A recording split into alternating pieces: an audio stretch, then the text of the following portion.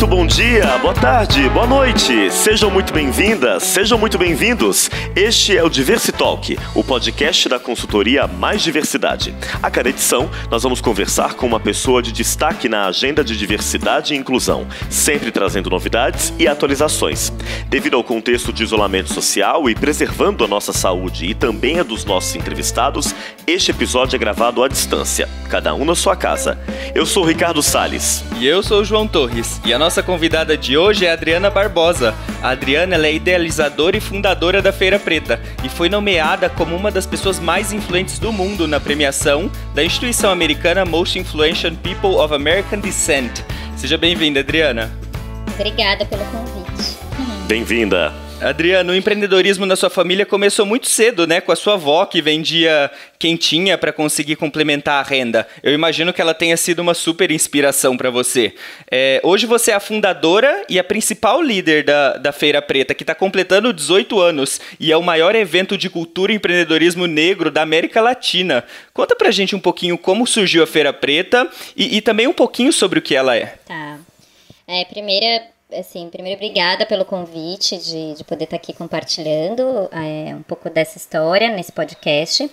Eu venho de uma família de matriarcado, liderado por mulheres negras, e eu só fui me dar conta que a minha avó era empreendedora quando eu comecei a entender o que era empreendedorismo, mas até então eu achava que ela se virava, ela era da civirologia, sabe?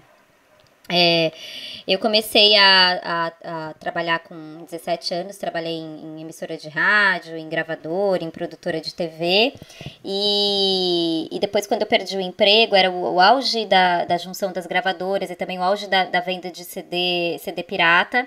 Eu acabei perdendo meu trabalho dessa gravadora e comecei a me virar também, assim como a minha avó se virava para pagar as contas de casa vendendo as minhas roupas. Eu montei um brechó, chamava Brechó da Troca, eu vendia as minhas roupas ou trocava as minhas roupas ou acessórios, e à medida que eu ia fazendo essas feiras de rua, eu fui aumentando esse acervo e ia me virando como dava com essa prática mesmo da civirologia. E aí eu era frequentadora na ocasião das baladas de black music da Vila Madalena. No final da década de 90, início dos anos 2000, tinha uma cena muito forte de black music na Vila Madalena, muitas casas noturnas. E na época era jovem e frequentava essas baladas junto com uma série de negros que se deslocavam de diversos lugares para ouvir música e também um potencial grande da cadeia de produção, porque eram DJs, hostess, técnicos de som, as bandas, em sua grande maioria também negros, mas no final da noite quem contava dinheiro eram só homens brancos, e aquilo me intrigava de saber que a gente produzia, que a gente consumia, mas que a circulação monetária não passava pelas nossas mãos.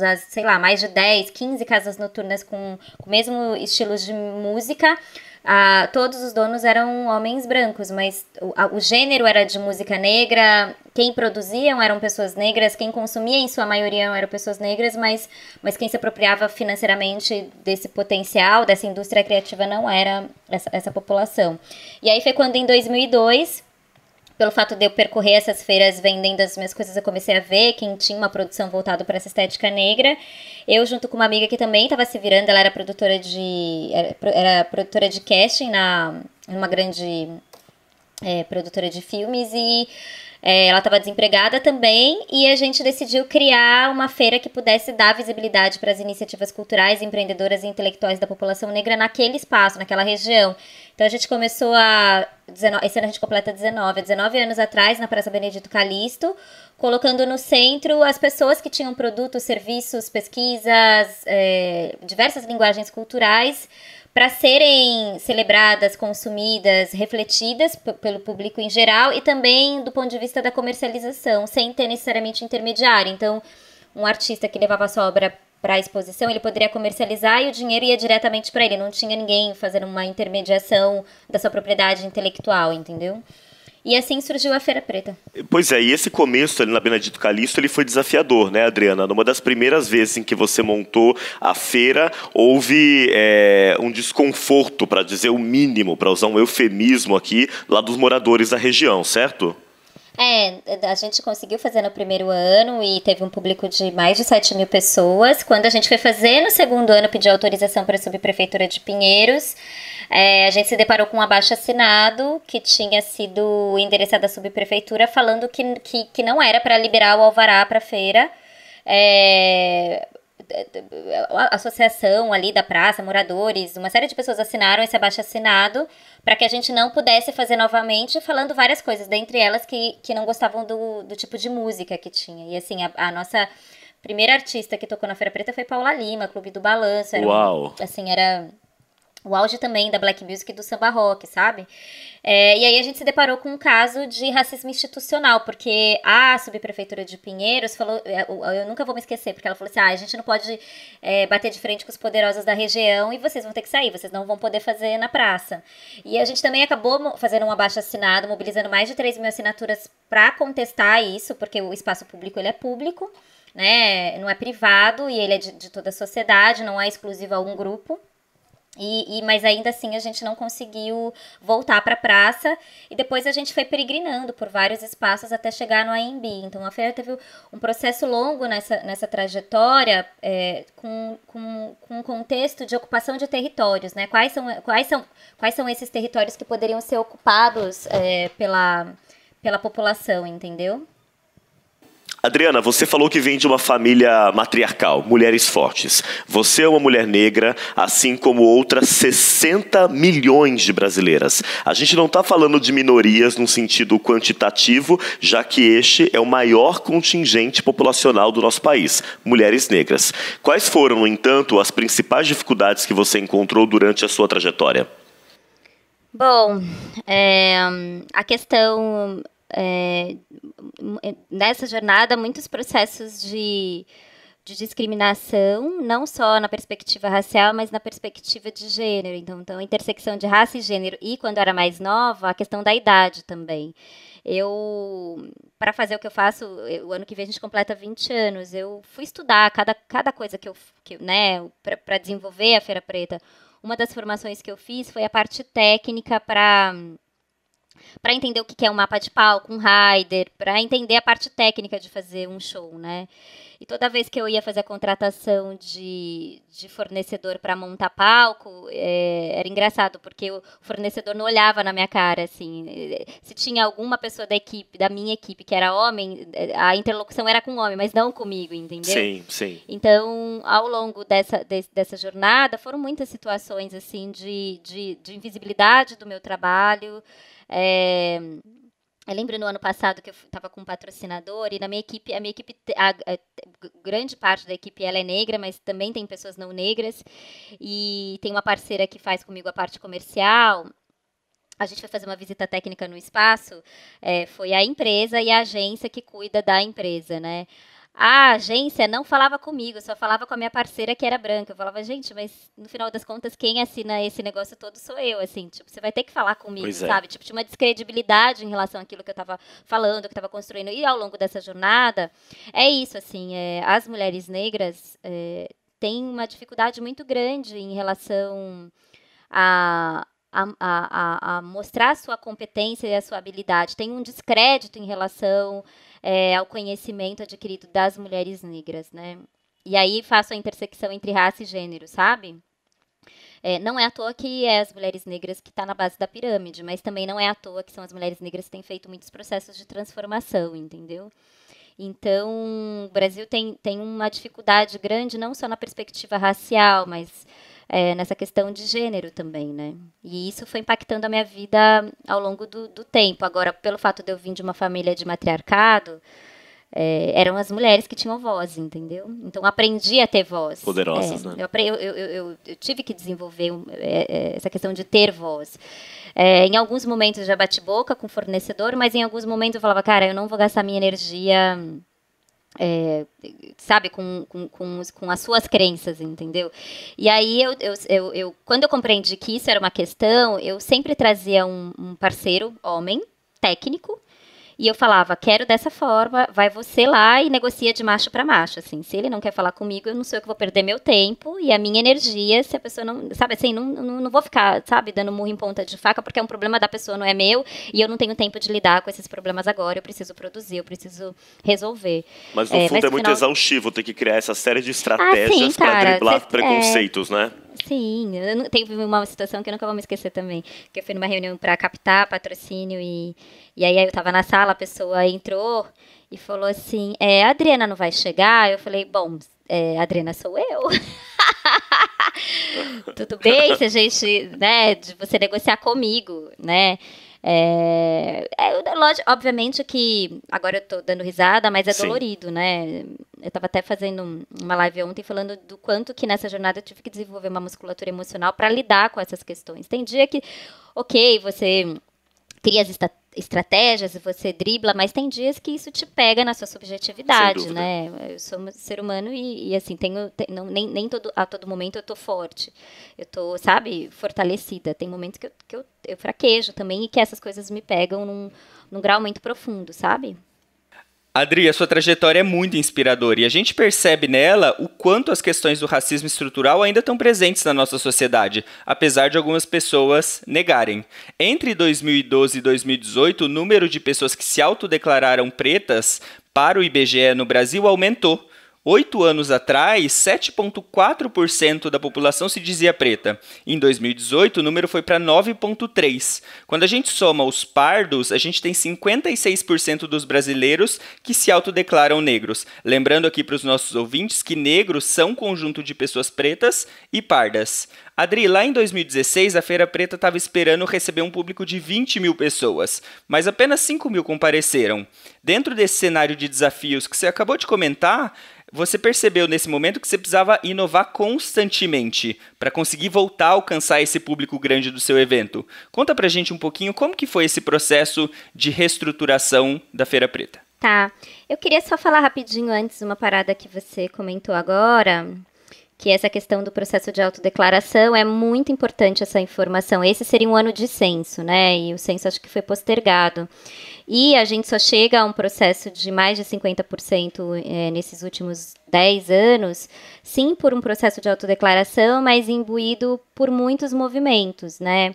O movimento negro organizado, as marchas, o Dia da Consciência Negra, os coletivos culturais, a revista Raça, muitos movimentos ligados à questão do fortalecimento identitário, né, de se reconhecer negro, eu me reconheço negro e aí eu começo a me declarar por IBGE e aí eu passo a ser maioria e à medida que a população passa a ser maioria, isso muda as lógicas tanto do capital, quanto do mercado de trabalho, quanto do contexto político. Hoje só é possível a gente falar de diversidade racial porque a gente vem dessa jornada, desse processo de autodeclaração e de um processo que ele é subjetivo. É eu ter autoestima e me reconhecer negra, que faz com que eu responda a pesquisa, eu passo a ser maioria, as empresas começam a compreender que precisam criar produtos para atender a demanda de consumo, e aí quando volta dentro das empresas não tem pessoas negras para entender quem são essas pessoas, o que elas consomem, qual é o lifestyle delas, e aí passa a gente falar sobre o mercado de trabalho, de incluir pessoas negras dentro das corporações. Ou seja, em 8 anos, por uma questão muito subjetiva, a gente muda toda a lógica do Brasil, entendeu? É importante a gente falar isso, porque 56% é uma das maiores populações negras, é a maior população negra das Américas e é a segunda maior população negra do mundo. Né? Depois da Nigéria, que é um país africano, a população negra do Brasil é a maior do mundo. Então, não é pouca coisa do que a gente está falando, entendeu? Não é pouca coisa e por uma finalidade didática, desculpa te interromper, acho que você trouxe um ponto que é muito interessante para o ouvinte, que nem todo mundo conhece. Raça no Brasil é autoidentificação. Esse processo ele muda de país para país, nos Estados Unidos é uma outra questão, mas aqui é autoidentificação. E você falou muito em processo, né? Que eu acho que é uma palavra que cabe bem, é o processo de se identificar como uma pessoa negra. É isso, de se tornar negro, sabe? Assim, não Perfeito. tá, mas o que você tá falando? Como assim? Você nasceu preta, como assim se tornar negro? Você já nasceu... Não, gente, durante muitos anos o Brasil foi construído no processo de discriminação racial e institucionalmente por um processo de embranquecimento. Hoje, se você pega o Ronaldo Fenômeno, se perguntar pra ele hoje se ele é negro, ele vai continuar falando que ele não é negro. Entende? Assim, e o Ronaldo Fenômeno, durante muito tempo, ele foi o ídolo de jovens negros de diversas regiões periféricas. Sim, Se ele, sim. que é uma referência hoje enquanto ídolo, fala que ele não é, por que o garoto que está lá no extremo vai falar que é negro?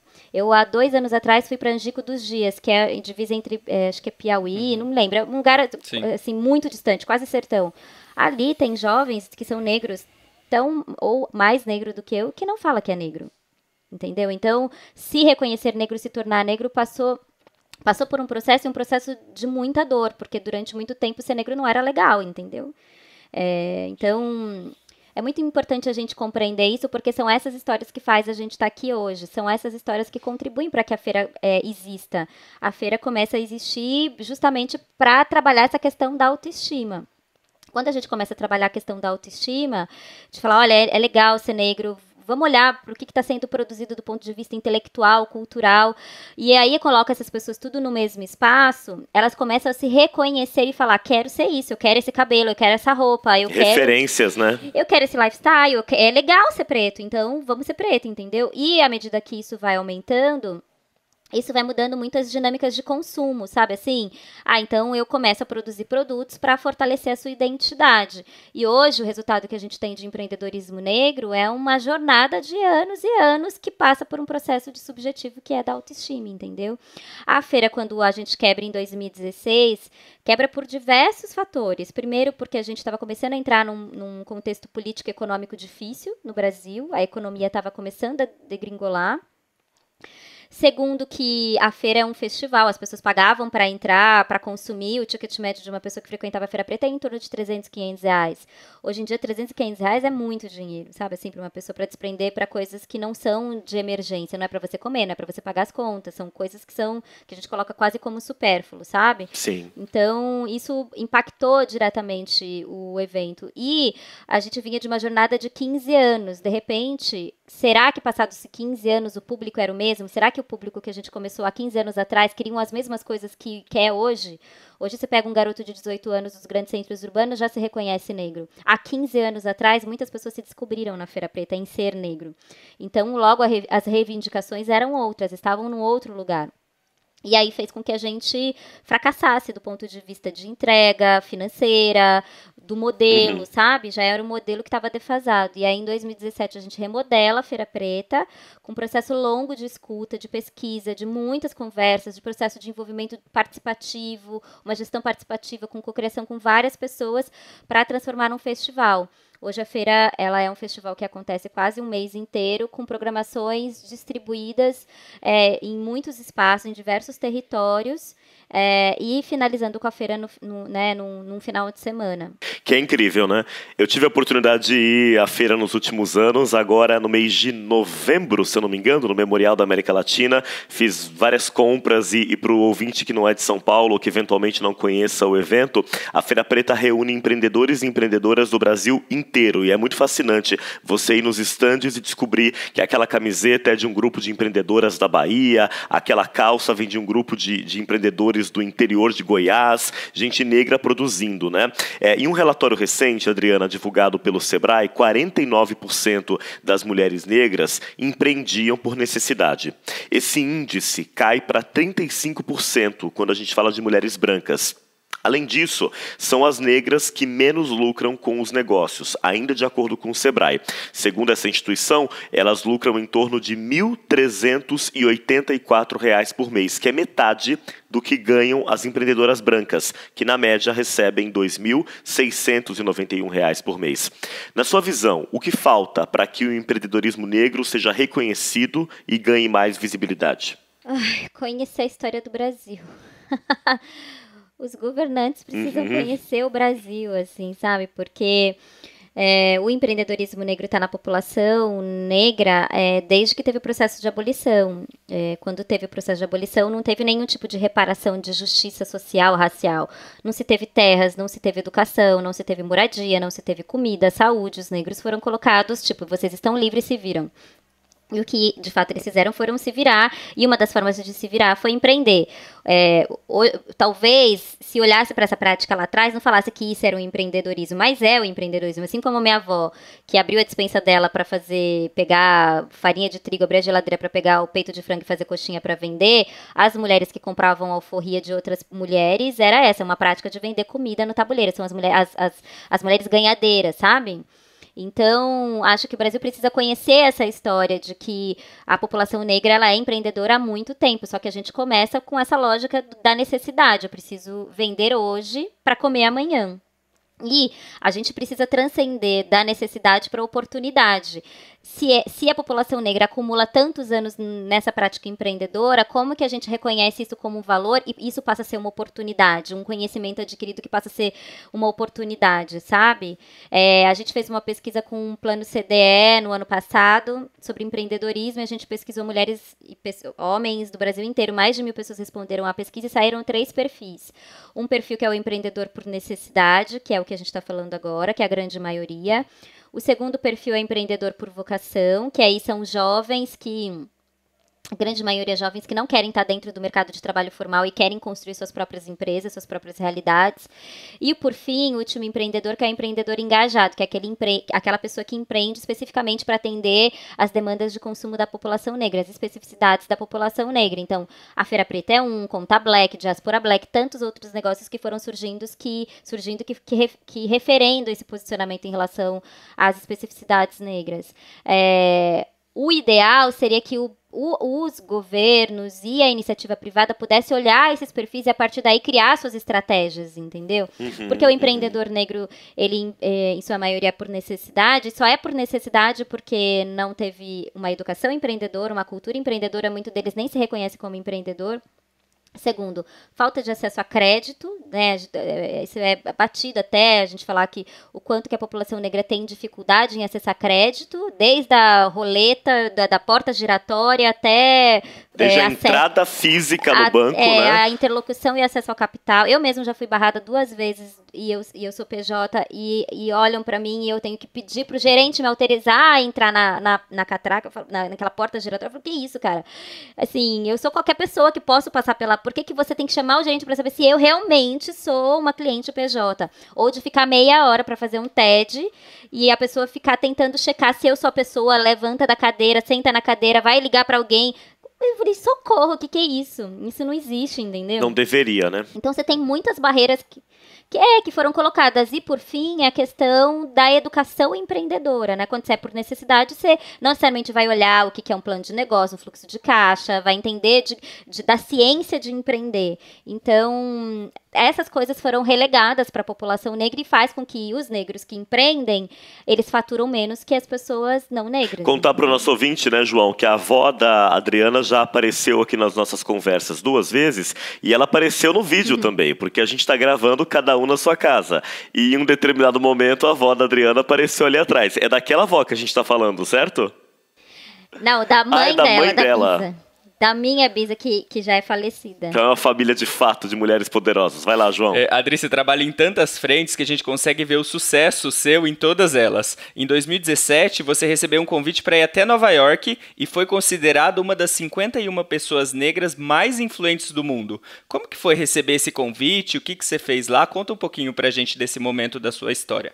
Cara, esse foi um momento mágico na minha vida, porque em 2017, eu vinha desse fracasso de 2016. E nesse processo de quebrar financeiramente, eu mudei toda a minha vida, né? Eu morava num bairro de classe média, de repente eu tive que mudar para o centro para uma kitnet, mudei minha filha de escola, eu tava me sentindo um zero à esquerda, assim, sem grana, sem perspectiva profissional, porque aí eu começava a questionar se fazia sentido eu fazer o que eu tinha me proposto a fazer nos últimos 15 anos. E aí eu tava um dia em casa e uma amiga que me hospedou no Maranhão quando eu fui fazer a feira lá, ela falou, nossa, como você tá chique. você vai jantar com o Obama. Eu falei, nossa, o que você tá falando, né? Nesse dia eu tava super chorosa com a minha filha, conversando com umas amigas pelo WhatsApp, falando que, tipo, tava muito difícil tudo aquilo que eu tava passando. E aí, quando eu olhei a mensagem dela, ela acabou me mandando um print da coluna do Anselmo Góes, que saiu no Globo, falando que eu, o Lázaro Ramos e a Thaís Araújo tinham sido reconhecidos por essa premiação e que teriam um jantar em Nova York com esses agraciados e que o Obama tinha sido convidado. E aí eu tava conversando, eu conversando com as minhas amigas, eu falando, nossa, olha isso, que louco. Uau. Eu aqui chorando e de repente, meu nome lá, junto com a Thaís e com o Lázaro, e ainda com a possibilidade de encontrar o Obama. E aí elas falando, você tem que ir jantar, você tem que ir lá, você tem que... Eu falei, filha, hoje eu não tenho dinheiro nem pra ir pra Praia Grande, pra Santos, pra qualquer lugar, quanto mais ir pra Nova York. Sabe quanto custa ir pra Nova York? Não, você tem que ir. Aí eu fui tomar banho, fui fazer minhas coisas. Nesse período elas criaram uma campanha no Quicante, de financiamento coletivo.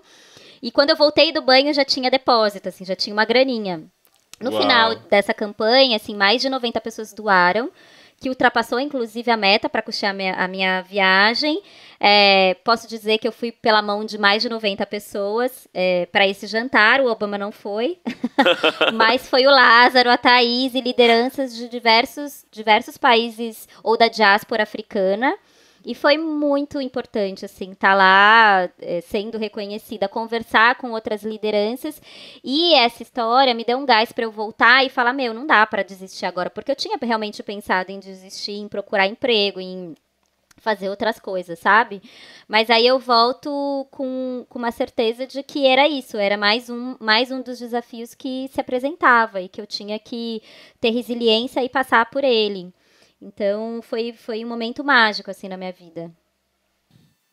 Isso é a comprovação de que você está naquele terceiro quadrante da pesquisa, de fato, né? Desse empreendedorismo com um propósito muito grande, né?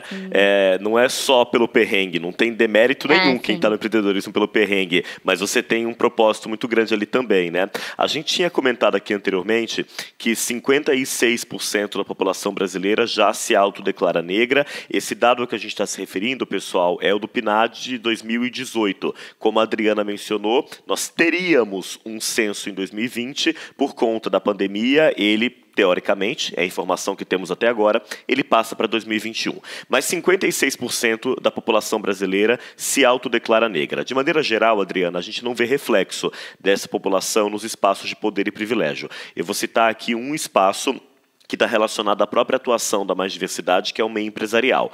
No meio empresarial, apenas 4,7% das posições de diretoria nas 500 maiores empresas são ocupadas por pessoas negras. Mulheres negras ocupam 0,4%. A gente costuma dizer em palestras que por falta de outra palavra, por falta de outro adjetivo, a gente chama essa situação de ridícula. Né? Porque num país de maioria absoluta de 60 milhões de mulheres negras, elas serem apenas 0,4% das posições de diretoria nas menores empresas, nas maiores, perdão, isso é ridículo. O que deve ser feito para que os negros passem a atuar em posições que ainda são majoritariamente ocupadas por brancos, inclusive no meio empresarial? É interessante você trazer esse dado dessa ausência de mulheres negras no mercado de trabalho formal. Por outro lado, você pega os dados do empreendedorismo do Sebrae. A maior parte da população empreendedora na categoria microempreendedor, que é o MEI, são mulheres negras. Ou seja, se elas não estão trabalhando nas grandes empresas, elas estão empreendendo pela lógica da necessidade, recebendo menos. Eu acho que uma das coisas, né? Primeiro que isso é uma pauta hoje, né? Eu espero que essa história do Covid a gente não entre num retrocesso e isso não seja o tema, não seja o assunto, sabe? Que seja um processo irreversível, que de fato isso continue sendo pauta. O que aconteceu foi que veio esse processo de autodeclaração, o que apoiou muito esse processo também foram as ações afirmativas, principalmente o acesso dos negros nas universidades. Isso tem acontecido. Por outro lado, essa estratégia de incluir negros dentro do contexto universitário não foi também acompanhada e de forma sistêmica para o mercado de trabalho, não foi feito junto. Então, a gente teve quase 10, 15 anos depois para falar que negros dentro do contexto corporativo, ou seja, muitos negros saíram da universidade e não foram absorvidas pelo mercado de trabalho formal. E hoje, você tem muitas empresas querendo, mas você também ainda tem uma ausência de formação de negros em áreas específicas. Eu sempre falo do sistêmico, as pessoas falam, você sempre está falando a mesma coisa do sistêmico, porque o que eu vejo do processo de transformação é esse. A gente só pode falar da questão de diversidade dentro do contexto corporativo quando ela transversaliza, né? Ou seja, eu não posso falar só de diversidade, inclusão de equidade racial só do ponto de vista da área de recursos humanos, eu preciso falar também do ponto de vista da comunicação, do marketing, do investimento social privado, da cadeia de valor. É como se eu transversalizasse essa questão racial em muitas áreas para que você tenha pessoas negras em lugares de tomada de decisão e lugares estratégicos. Eu preciso ter negros dentro do RH, dentro do marketing, dentro de compliance, do jurídico. Em toda a empresa. Em toda a empresa, e não só na base. Porque quando você vai... Tem empresas hoje, eu já fui, e que... não, eu não tenho problemas. O meu quantitativo aqui de negros tá bom, assim. Eu chego a 40, às vezes 50, às vezes até 60%. Mas quando você vai olhar os cargos, são tudo chão de fábrica. Ou seja, são tudo na condição do boy, estagiário, trainee, no máximo analista, entendeu? Ou seja, você tem uma grande massa, mas elas não estão em lugares de tomada de decisão e de poder. E aí, se você não tem pessoas negras em tomadas de decisão, possivelmente você não vai ter equidade em toda a cadeia, que é na área de comunicação, na área de investimento da empresa, em todas as áreas, sabe? E o que eu vejo é isso, assim, especialmente agora com essa história do Covid, muitas dessas pessoas têm perdido emprego. É onde primeiro corta. Aonde eu corto? Aquele que entrou por último, entrou por um sistema de cotas, praticamente. Então, vai atingir principalmente essas pessoas negras. A área de publicidade, de uma certa forma, no último ano, tem falado muito sobre isso, tem feito muitos programas, processos para incluir negros na área de publicidade e propaganda e marketing. Eu participo de um grupo que são pessoas ligadas a essa área, todo dia tem uma pessoa negra que fala que foi cortada, que foi mandada embora. Sim. Eu falo, ou seja, isso aconteceu por último, mas quando isso acontece, ela é a primeira a ser cortada, entendeu? E aí, eu acho que do ponto de vista de solução, não tem uma fórmula mágica, mas acho que um caminho é que isso vire políticas públicas, porque quando você cria política pública é regra, você tem que cumprir, você dá escala. Segundo, que as empresas precisam entender que não é porque tem o contexto do Covid que não vai poder olhar para isso, porque o Covid escancara a questão da desigualdade e quem morre mais nessa história do Covid é a população negra. Quando você vê os bairros onde tem mais concentração do Covid, tirando o Morumbi da onde surgiu, é Brasilândia, é onde Parelheiros, são regiões onde tem uma predominância de população negra. Então, não tem como você não olhar para a dimensão racial dentro dessa história do que está rolando agora. E não dá para ser irreversível, não dá para falar, não, então isso não é uma pauta, agora eu quero falar de humanos. Sim, a gente precisa falar de todos os seres humanos, da vida do ser humano, mas não olhar para quem está sendo acometido agora são as pessoas negras, desculpa, continuar colocando debaixo do tapete e relegando que a gente tem um problema muito sério em relação a essa questão racial no Brasil, né? Você trouxe um ponto que é super rico aqui. A gente tem abordado nos episódios mais recentes qual é o impacto da pandemia na questão de diversidade nas organizações. E você trouxe algo que eu acho que vale a pena as pessoas que estão nos escutando e que trabalham com essa temática prestarem atenção. Algumas empresas nos últimos anos fizeram um esforço, um trabalho no sentido de aumentar a representatividade racial, por exemplo, mas também de pessoas LGBTs, mulheres, pessoas com deficiência. Vale uma atenção extra agora para saber quem está sendo desligado, né? Porque, para além do aumento do desemprego que a gente já vem experimentando na sociedade, a gente ainda corre um risco bastante concreto de o que foi construído nos últimos anos, que foi pouco ainda, cair por terra por conta dessa crise.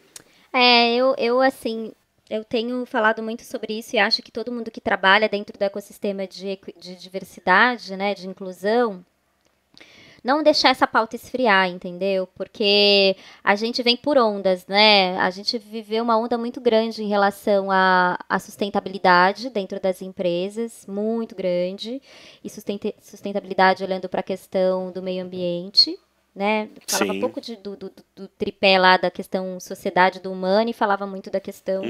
Depois a gente migrou para a diversidade, todas as empresas falam. E agora a gente tem o Covid. Agora, todos esses três temas, eles também têm intersecção, entendeu?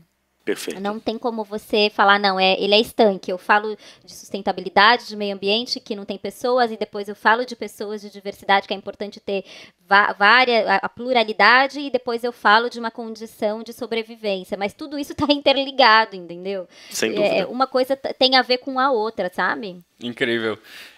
Adri, a gente sabe que desde que você começou a sua trajetória, já é possível ver muitos avanços, também em decorrência do seu trabalho, mas de muitas outras pessoas.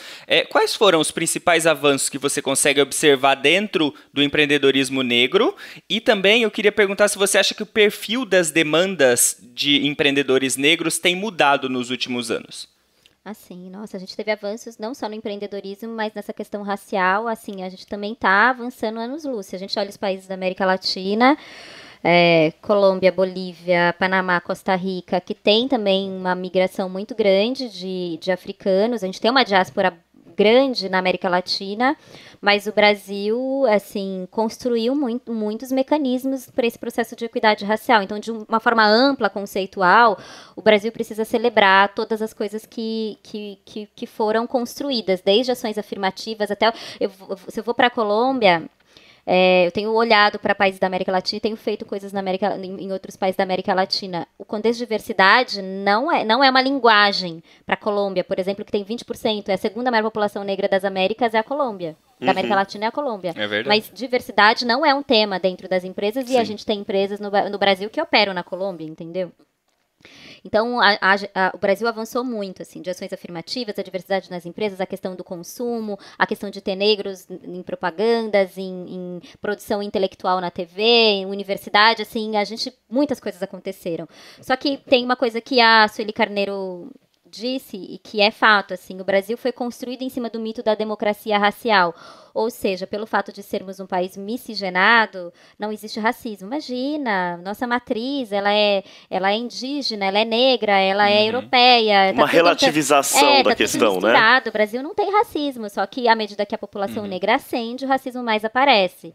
Seja Maju Coutinho, seja o menino que faleceu ontem, que foi exterminado, seja Marielle e tantas outras questões. À medida que a gente ascende, isso se escancara de uma maneira muito opressora, que é do extermínio, que é de muitos processos, entendeu? Mas, do ponto de vista do empreendedorismo, acho que essa pesquisa mostra que a gente sai de um contexto de necessidade e está começando a olhar para um contexto de oportunidade. Ótimo. Os empreendedores, a gente está transcendendo da necessidade para o engajamento. Empreendedores negros que empreendem para atender uma demanda de consumo específica, de nicho, caracas, isso é um super avanço, entendeu? A gente falar sobre isso hoje aqui é um super avanço. A feira, ela é co-líder de um projeto chamado Raça e Mercado, e esse projeto está dentro da FGV, da Fundação Getúlio Vargas. A gente está há 1 ano produzindo conhecimento, produzindo dados, entendeu? Isso é um ganho. Quando que você ia pensar, 2, 3 anos atrás, que a gente ia falar de questão racial, de negócios, de mercado dentro da FGV, entendeu?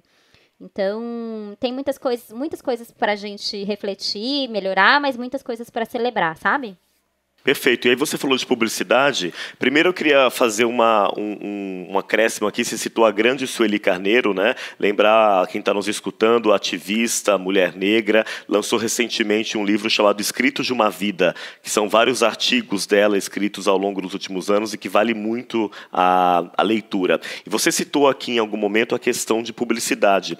E é um ponto que eu queria abordar. Há alguns anos, a gente percebe aí no mercado levantamentos que são feitos para verificar a representatividade de mulheres negras na publicidade. E é muito assustador até ver como há 5 anos essa representatividade era quase nula, mas ela cresceu um pouco recentemente. O fato é que ainda há muita desinformação sobre o potencial de consumo da população negra. As mulheres negras, por exemplo, segundo o Instituto Locomotiva, movimentam 704 bilhões de reais por ano. E ainda assim são minoria, são presença rara na propaganda. Como é que a gente muda esse quadro? Cara, essa até foi uma pesquisa que a Feira encomendou para o Locomotiva em 2018, para falar sobre empreendedorismo e consumo, que falava que a população negra tem um potencial de mais de 1 trilhão, né, de reais. Agora, o Brasil prefere ser burro do que ganhar dinheiro. é isso, assim. As empresas preferem discriminar, ser arcaicas, obsoletas, do que ganhar dinheiro e continuar movimentando, né? É louco, porque eu prefiro ser burra do que ser capitalista. E a gente vive num país capitalista, sabe? Eu não sei, assim... Para esse contexto mudar, as pessoas precisam mudar o pensamento, assim, num nível individual para depois ser um nível coletivo. Parte de uma consciência individual para ir para uma consciência coletiva e aí trazer as transformações, entendeu? Porque essa questão, ela parte também de uma subjetividade do não negro, de achar que está perdendo ou de continuar com valores que foram construídos há anos atrás, entendeu? E perdurar ainda esses valores de discriminação, sabe? Nem sei se a palavra é valor, mas continuar nesse processo. Então, para que isso mude, é preciso que as pessoas mudem, tá? No nível pessoal, assim. Eu tenho que ter consciência que é importante eu ter pessoas... Se eu tenho meu grau de influência dentro da empresa, eu tenho que trazer pessoas negras que sejam representativas, entendeu? Que reflete a mais de 50%, que eu sei que elas estão consumindo. Sim. Então, dentro do meu casting, eu tenho que colocar dentro da minha cadeia de produção, desde o roteirista, o cara que está fazendo edição, eu tenho que ter pessoas que entendam quem são essas pessoas para falar que essa linguagem tá certa ou não tá certa, sabe? Mas a gente fica patinando em coisas muito ridículas, assim, que são arcaicas, que são obsoletas, entendeu? Mas eu não vejo mudança se não for por nós, sabe? Assim, a gente ter consciência e falar que a gente quer mudar. Não é um problema só dos negros, é um problema seu, é um problema nosso, entendeu? Não é exclusivo. E pegando esse gancho, como é que os brancos podem se engajar de forma efetiva na luta antirracista? Primeiro é ter um letramento racial, acho que precisa saber quais são as histórias. Assim, eu sempre vou falar, eu vou ser repetitiva, mas é importante reforçar isso. O nosso processo de colonização, Portugal, quando vai buscar no continente africano, o continente africano não é um país, é um continente com mais de 50 países, né, que tem uma diversidade também muito grande. Perfeito. Ele traz uma mão de obra com muita intelectualidade, com processos de desenvolvimento muito, muito avançado para construir o Brasil. Não é só, trago uma mão de obra forçada, trago porque são negros, ou porque são mais fortes, ou porque não são inteligentes. Pelo contrário, eram porque eles vinham de dinastias que já tinham desenvolvido o processo de irrigação, mineração, já tinham descoberto muitas coisas. A civilização africana é a mais antiga do mundo, entendeu? Então já tinham descoberto muitas coisas. E para acelerar o processo de desenvolvimento do país, precisava que alguém, de pessoas que soubessem desenvolver essa terra, né? E aí os africanos já tinham descoberto muitas coisas. Só que essa história não é contada, entendeu? Então, essa é uma grande questão. A gente não aprende isso na escola. O que eu aprendi na escola são só aquelas figuras da população negra sendo escravizada, como mercadoria, entendeu? E, na verdade, tá aí o processo intelectual dessas pessoas e todos os processos inventivos, criativos, tudo que foi trazido para ser construído esse país, sabe? Então, não vejo uma outra forma senão se as pessoas não negras e as negras também terem um letramento racial. A segunda é de uma luta antirracista, não adianta só falar que não discrimina ou que não tem preconceito se dentro do seu ciclo de amigos não tem uma pessoa negra como amiga. Não se relaciona, não sabe quem são, então não adianta. Não pode ser natural isso num país com maioria negra, né? Não, cara, se você não tem um amigo preto, porra, desculpa, você tem problema, cara, porque então você tá se relacionando com o mesmo perfil de pessoas que frequentam os mesmos lugares, que gostam das mesmas coisas, e a sua vida deve ser chata pra caramba, entendeu? Legal você falar isso, Adri, porque a gente sempre termina os nossos treinamentos falando sobre a apatia. Como a apatia não muda o cenário, né? Pra você ser inclusivo, você precisa ser proativo. Você precisa não só não fazer atos racistas, como você precisa fazer atos antirracistas, né? Antirracistas, né? Você tem que se engajar e fazer, tem que agir. Eu convido a gente, uma vez a gente foi falar isso numa empresa e até, tipo assim, o que você vai fazer, né? Quando você levantar daqui agora, depois de todo esse processo de sensibilização, o que vai sair da sua mão, da sua cabeça? É na sua casa? É na sua comunidade? É com seus vizinhos? É com seu filho? Na escola do seu filho? Sabe assim? Não é... Pra mim é inadmissível as escolas particulares de educação infantil não ter crianças negras. Porque como é que você vai formar lideranças e pessoas para ocupar esses lugares se você não trata desde do colégio, da escola da sua filha, que não tem. Ela vai se relacionar com um único perfil de pessoas. Quando ela chega numa vida adolescente adulta, ela acha que os negros não têm que competir com ela. Pra que cotas? Ela começa a questionar as cotas. E aí, quando ela chega no mercado de trabalho, ela não quer essas pessoas porque isso não fez parte da vida dela, entendeu? Então, e aí isso precisa ser tratado desde a infância. E isso é um recado que você está trazendo que é importante. Alô, pais, mães, quem está nos escutando aqui, questione as escolas também. Questione por que não há crianças negras na sala de aula do seu filho, da sua filha. Isso é importante de ser considerado, certo, João? Certo, e não somente questionar nas escolas, Rick, mas em todos os âmbitos da nossa vida, né? Acho que eu quero deixar até um pedido de ação dos nossos ouvintes, que façam um compromisso consigo mesmo. Que tipo de ação eu vou tomar hoje para ajudar e contribuir na causa antirracista? Adri, após quase 2 décadas de Feira Preta, o projeto foi ampliado e se tornou a Preta Hub, que é uma aceleradora de empreendedorismo negro com foco em criatividade, inventividade e tendências, que é dividida em 5 atividades principais. Quais são os objetivos e as expectativas dos projetos que fazem parte hoje da plataforma Preta Hub?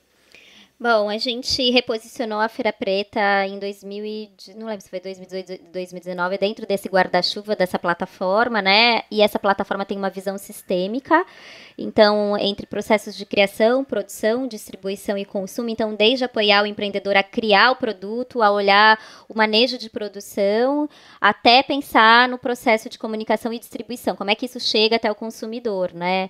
A feira é um dos espaços de escoamento, a gente tem parceria com o Mercado Livre e faz escoamento dessa produção também dentro do Mercado Livre. Então, os programas, eles têm esse objetivo de apoiar quem produz e também apoiar quem consome, dar o match entre quem produz e quem consome, e a Feira Preta é um espaço para que isso aconteça, assim como os outros programas.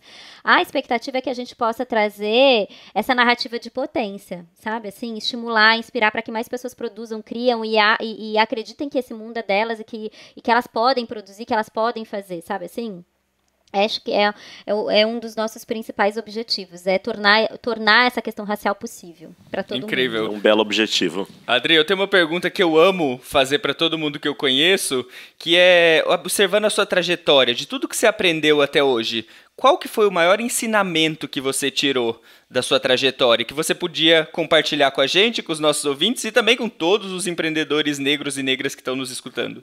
Cara, muitas coisas, mas talvez as 2 que ficam mais fortes, 3, tá? Desculpa, é porque é muita coisa. Quanto mais, melhor. Fique Quanto mais, melhor. Acho que a primeira é resiliência, porque para passar por tudo que eu passei na minha vida, que eu vejo a população negra que é reflexo, que, né, é espelho, passa, é preciso ter resiliência e manter um fio de esperança de que é possível, sabe? Assim, de que tudo isso que acontece, a porta giratória, meia hora no banco, mas que, enfim, você tá lá presente, tá resiliente, acreditando que a minha filha vai ter um futuro melhor, sabe? A segunda é numa perspectiva de coletividade, colaboração, ninguém faz nada sozinho, e aí sim os brancos precisam se engajar, a gente precisa estar olhando para os povos originais, a gente precisa estar em rede, conectado, precisa aprender a trabalhar junto, sabe? A conspirar junto, a produzir junto, a viver Perfeito. junto, não na perspectiva da tolerância, porque ninguém tolera ninguém, mas na perspectiva da convivência, do diálogo, da construção coletiva. E por fim, é que os nossos contextos, ele tem um lastro histórico, né? Passado, presente e futuro. Tem um adinkra que chama Sankofa, que adinkra é um símbolo africano.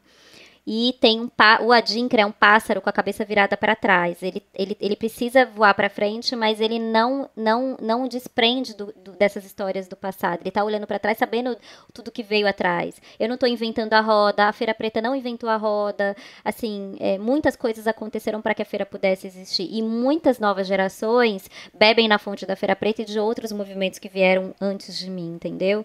Então, não dá pra gente não olhar para as nossas ancestralidades. Não dá pra gente não reconhecer o que os nossos pais fizeram para que a gente pudesse estar aqui hoje. Que bonito isso. Acho que é isso. Eu sempre falo que o amor incondicional resolve qualquer problema, né, Adriana? Muito bom, Adriana. Para a gente terminar, então, na sua opinião, o que pode ser feito para a gente termos cada dia mais diversidade nas organizações? A gente precisa se amar. Sim, é amar todas as nossas fragilidades, as diferenças, para poder conviver com o outro. Acho que é simples assim, de forma bem clichê e simples, assim. Eu ter empatia pelo outro, eu querer conviver com o outro, entendeu?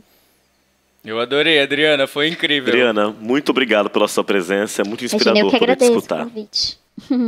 Essa troca, essa prosa, foi uma prosa. É uma como tem que ser, como tem que ser. Este foi o Diversitalk, o podcast da consultoria Mais Diversidade, gravado à distância, em respeito ao isolamento social, com o apoio da equipe da UMAP BBDO. Você encontra a gente no Spotify, YouTube, Deezer e em todas as outras plataformas. Gostou? Compartilhe com seus amigos. Mande também as suas sugestões, críticas ou elogios para contato@maisdiversidade.com.br ou ainda no nosso Instagram, @maisdiversidade. Valeu, João. Até a próxima. Tchau, gente. Tchau, Rick. Tchau, Adri. Obrigado.